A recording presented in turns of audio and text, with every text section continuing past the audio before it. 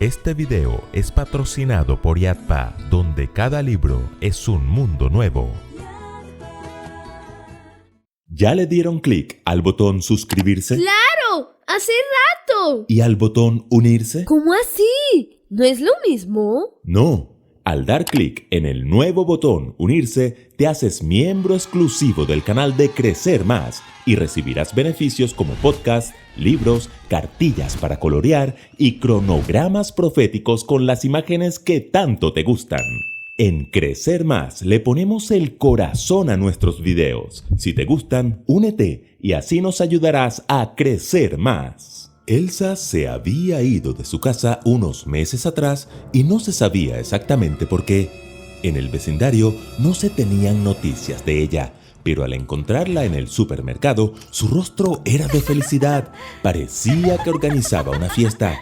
Llevaba un gran ponqué, globos, serpentinas. Hola, vecina. Se ve muy feliz. ¿Está de cumpleaños? No, pero mañana será un gran día. Llegó la hora del juicio en la corte. ¿Está feliz porque va para un juicio? Elsa les explicó que había sido víctima de una estafa, que la tenía a punto de perder su casa, pero estaba segura de que en el juicio el juez fallaría a su favor y podría mudarse nuevamente a su vivienda. ¿Cómo podía estar tan segura? Conseguí un gran abogado que reunió evidencia contundente en mi favor y me tocó un juez cristiano que tiene fama de ser justo. Se despidieron y le prometieron que estarían orando para que todo saliera bien en el juicio, pero lo cierto es que todos quedaron sorprendidos con su actitud. A mí, la sola palabra juicio me llena de miedo. En cambio, ella está preparando una fiesta. La verdad, tiene motivos para celebrar. Está a punto de recuperar su casa. Escuela Sabática Like te invita a estudiar el mensaje de Hebreos. Lección 12. Recibir un reino inconmovible. En el libro de Hebreos, Pablo recuerda constantemente a su público que se acerca un juicio y que deben prepararse. Pero ese juicio no es para tenerle miedo, pues su propósito es devolvernos el hogar que un día perdimos. Por eso la pregunta de esta semana es, ¿por qué podemos estar felices y tranquilos frente al juicio de Dios? En primer lugar, por su escenario. Cuando escuchan Monte Sión, ¿qué se les viene a la cabeza? La ciudad de Jerusalén, el lugar donde celebrarán los redimidos su salvación. Muy bien. Sión es el mismo monte antes llamado Moria, en donde Abraham casi sacrifica a su hijo Isaac. En la época del rey David ya se le llamaba Monte Sión, y fue allí donde Salomón construyó el templo de Jerusalén. Como el Arca del Pacto fue trasladada hasta allí y allí se manifestaba la presencia de Dios, Sión cobró una connotación especial, el lugar de la morada de Dios. Con el tiempo, Sión se convirtió en el nombre poético de toda la ciudad. Incluso a los habitantes de Jerusalén se les llama varias veces hijos e hijas de Sión. En Apocalipsis, el profeta Juan ve en visión a los redimidos celebrando su triunfo junto con el Cordero en el monte Sión. Ahora Hebreos 12:22 afirma que nos hemos acercado al monte Sión. ¿Se refiere al Sión literal? No, es una forma poética de decir que nos hemos acercado con los ojos de la fe a lo que indica inmediatamente después en el mismo versículo, a la Jerusalén celestial, la ciudad del Dios viviente. ¿Y para qué nos acercamos allí? Para una celebración. El texto dice que nos hemos acercado a millares y millares de ángeles a una asamblea gozosa. Lo interesante es que también se nos dice en el versículo 23 que nos hemos acercado a Dios, el juez de todos. De hecho, los versículos 22 al 29 del capítulo 12 de Hebreos están describiendo una escena de juicio en el monte Sión, en la Jerusalén celestial. Entonces, ¿por qué la celebración? Porque Sión es un lugar de victoria. Abraham se gozó en Sión. Salomón y su pueblo se gozaron en Sión. Los redimidos se gozarán en Sión. El Salmo 110 nos enseña que Jesús fue proclamado sacerdote para siempre en Sión, otro motivo de gozo. ¿Lo notan?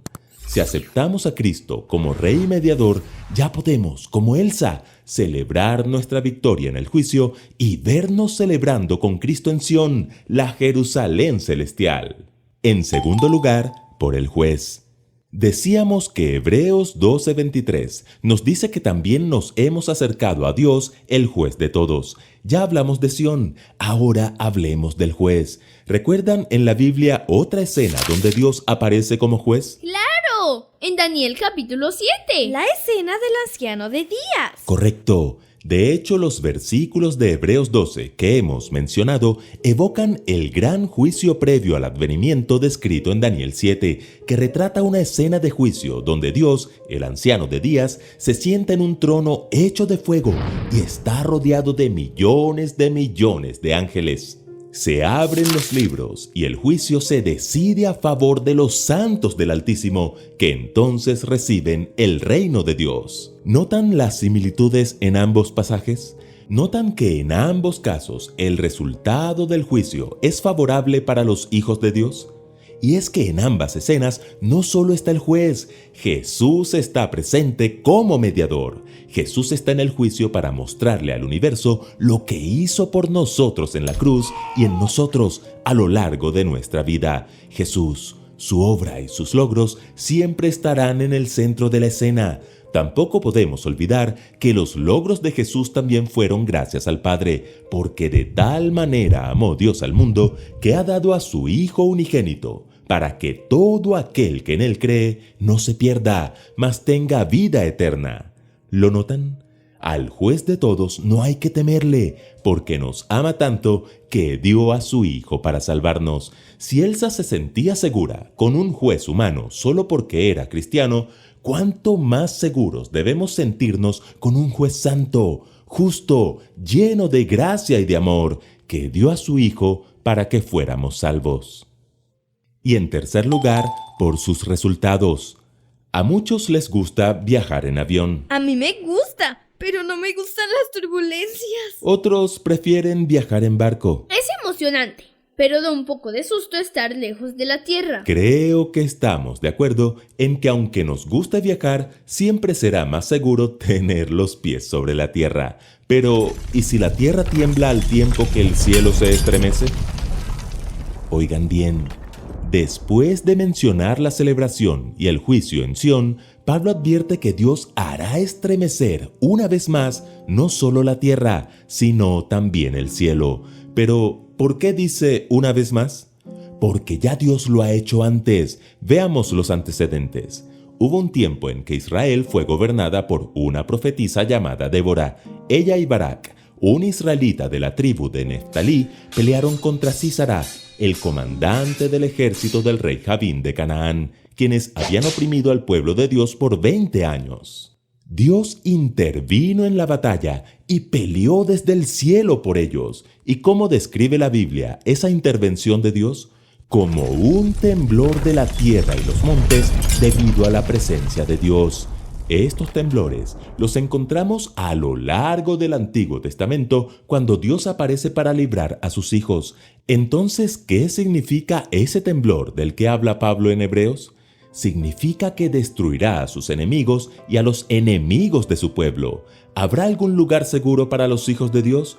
Por supuesto que sí, Sión, la ciudad que nos espera. Y es aquí cuando el famoso Salmo 46 cobra un verdadero significado.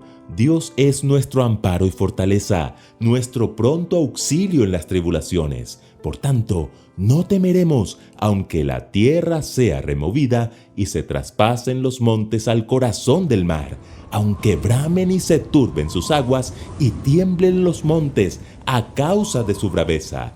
Del río, sus corrientes alegran la ciudad de Dios, el santuario de las moradas del Altísimo. Dios está en medio de ella, no será conmovida. Los resultados del juicio serán maravillosos. Hebreos 12:28 dice que recibiremos un reino inconmovible, confirmando la profecía de Daniel 7, cuando después de la escena de juicio, los santos recibirán el reino y será suyo para siempre. Este es el reino que soñó el rey Nabucodonosor, ese que no será jamás destruido. un reino que pertenece a Jesús, pero que Él compartirá con nosotros. Después del juicio volveremos al hogar, al nuevo Edén, a una relación cara a cara con Dios. ¿No creen que si Elsa celebraba por una casa que tarde o temprano será destruida, nosotros tenemos mayores motivos para estar felices y tranquilos frente al juicio de Dios? Así que recibiendo nosotros un reino inconmovible, tengamos gratitud y mediante ella sirvamos a Dios agradándole con temor y reverencia. Escuela Sabática Like les invita a seguir estudiando el mensaje de Hebreos. YATPA te ofrece un maravilloso recurso para entender y aplicar el mensaje de Hebreos hoy. Gracia para el oportuno socorro, de William G. Johnson. Consíguelo en tu librería YATPA. Suscríbete y comparte. Recuerden que juntos podemos crecer más.